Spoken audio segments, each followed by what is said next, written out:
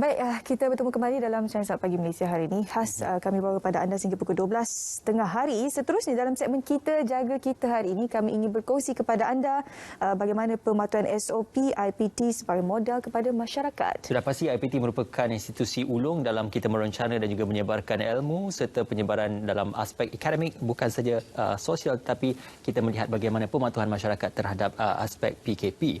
Kita akan terus saja menghubungi dan juga bersama Yang Amat Mulia Tengku Syarif Laksamana Perlis, Datuk Seri Diraja Said Razlan Ibni Said Putra Jamalul Lail yang juga merupakan pengerusi Lembaga Pengarah Universiti Putra Malaysia UPM. Assalamualaikum, selamat pagi Datuk Seri.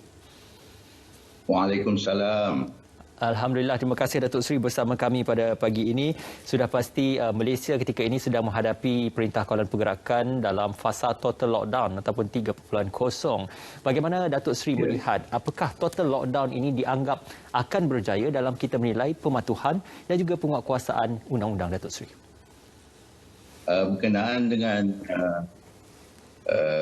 boleh ke total lockdown kita ni berjaya atau tidak, itu sebenarnya terpulang kepada diri kita sendiri. Sebagai mana orang kata yang kita kata, kita jaga kita, kita mesti agungkan kataan itu. Ya, jadi sekarang ni sebagai orang kata fasa pertama lockdown PKP 3 ni, kita mesti ingat bahawa kerajaan ataupun KKM yang jatuhkan 14 hari ini bukan sengaja saja nak jatuhkan, bahkan kita nak putuskan rantaian penuranan COVID-19 ini. Ini yang mustahak. Kita mesti patuh dengan SOP supaya rantaian itu kita putuskan. Barulah kita boleh mula, orang kata, memulihkan keadaan itu. Okay. Dan Datuk Seri, kalau kita melihat sebenarnya mungkin dengan lebih mendalam berkenaan perkataan etika itu sendiri, bagaimana seseorang individu itu boleh membezakan antara yang baik dan buruk dan boleh menimbal balik perkara yang bagus ataupun tidak bagus untuk diri mereka. Bagaimana sebenarnya daripada pandangan Datuk Seri sendiri, perkataan etika ini boleh diselarikan dengan pembangunan modal insan, terutamanya pelajar IPT, dalam menjadi satu contoh ataupun modal kepada masyarakat di luar sana untuk mematuhi prosedur operasi standard yang dikeluarkan oleh pihak MKN dan juga KKM? Pada saya nampak ni peranan IPT ni cukup mustahak untuk membina modal insan ni, terutama sekali kepada pelajar-pelajar kita. Universiti ini ataupun IPT ini tak kira lah awam ataupun swasta. Swasta. Orang kata kita mesti keluarkan satu budaya supaya menghormati SOP ini, dan kita patut menggunakan pelajar-pelajar kita ini sebagai satu ejen untuk berubah sikap orang daripada negatif ke positif. Bukan untuk sesiapa, tetapi untuk kita sendiri, untuk masyarakat kita, untuk negara kita. Datuk Seri, IPT ataupun Institut Pengajian Tinggi merupakan satu gedung ilmu yang mana segala pengajaran ilmu, pembelajaran dilaksanakan di sana, malah aspek-aspek kajian dan juga pendidikan juga diadakan di sana. Dalam kita melihat IPT sebagai model masyarakat dan juga wahana untuk menyampaikan ilmu kepada masyarakat, sudah pasti gedung ilmu ini dilihat bermanfaat, bukan saja dari segi pengajaran tentang aspek sosial, tetapi dari juga aspek klinikal, teknikal, tentang isu-isu kesihatan, isu-isu psikologi dan juga isu-isu sosioekonomi. Jadi bagaimana Datuk Seri melihat peranan IPT dalam menyebarkan ilmu, bukan saja ilmu di atas ataupun dalam buku semata-mata, tetapi ilmu yang boleh diamalkan untuk kehidupan manusia sejagat, Datuk Seri? Ya, sekarang ni kita bersyukur kepada Allah Ta'ala bahawa sekarang ni zaman dia berbeza daripada semasa zaman saya jadi pelajar dalam Kolej Pertanian Melaya dahulu pada tahun 68. Baik. Sekarang ni kita dah ada kemudahan sebagai komputer, internet dan segalanya. Dulu kita tidak ada. Jadi kita patut guna internet ini untuk kebaikan masyarakat kita. Iaitu kita tengok internet ini, guna internet untuk nak alih pemikiran orang daripada orang kata on the border ataupun duduk atas pagar kepada positif. supaya semua masyarakat tu di dalam kampung misalnya akan memahami bahawa apa dia yang kerajaan nak buat, apa dia yang anak mereka yang pergi ke universiti ini daripada anak kampung, dia boleh jadi seorang manusia yang berguna untuk masyarakat, untuk negara. Inilah orang kata pelapis kita masa depan. Jadi kita kena jaga dia daripada sekarang. Sama juga macam tanaman kita. Kalau kita tanam dia sekarang, kita bagi membaja dia dengan cara elok dan orang kata jaga dia supaya orang kata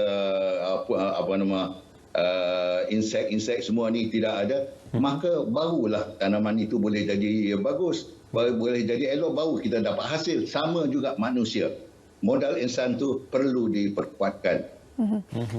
Bila kita bercakap berkaitan dengan modal manusia ni, ada banyak ragamnya, dan apabila ragam ini kalau kita telusuri dengan lebih mendalam, ada negatif ada positifnya. Cuma sekarang ni yang sering kali diberikan perhatian berkenaan layanan ataupun saman yang mungkin kompaun yang dikeluarkan terhadap mereka yang mungkin tidak sama, yang melanggar SOP ataupun yang tidak melanggar SOP. Jadi mungkin sedikit respon awal daripada Datuk Seri berkenaan situasi yang berlaku di Malaysia sekarang ini.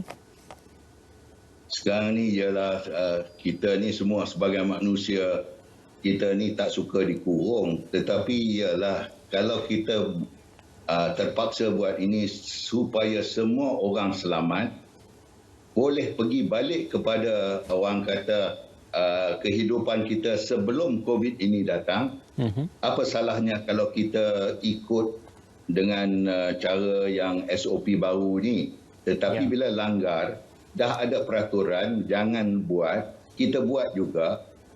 Kalau kena tangkap, kita kena menghadapilah apa yang telah kita melanggarkan SOP ni. Kita kena menghadapi kalau kita buat. Kalau kita tak kena tangkap, Allah, itu nasib baiklah. Tapi kalau tak kira lah jawatan apa.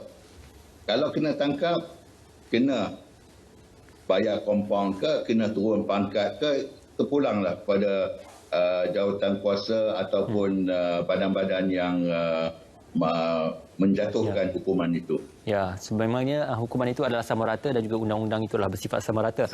Datuk Seri, sedikit respon daripada Datuk Seri, ini mungkin ruang yang terbaik untuk memberi penjelasan tentang peristiwa yang berlaku pada Hari Raya Aidilfitri tempoh hari yang mana lawatan oleh Ketua Pengarah Kementerian Pengajian Tinggi di UPM dan juga sambutan Hari Raya Aidilfitri.